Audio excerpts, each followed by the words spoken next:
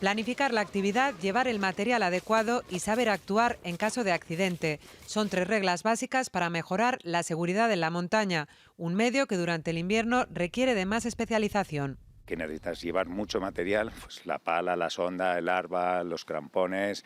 Además de todo esto, hay que llevarlos, pero hay que saber utilizarlos, con lo cual no es cuestión de ir a una tienda a comprarlos y empezar a ponérselos, no hay que saber utilizarlo, practicar previamente con ellos. Informar a alguien de la ruta a seguir, no ir solos al monte o revisar el parte meteorológico y el riesgo de aludes son otras de las pautas a seguir.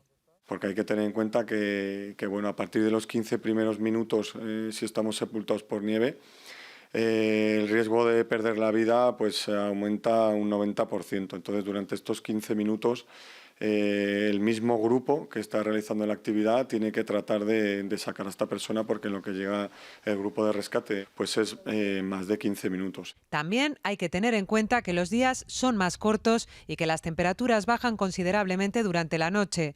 Los expertos apelan al sentido común. Si las condiciones empeoran, lo mejor es darse la vuelta, porque la montaña, dicen, siempre va a estar allí.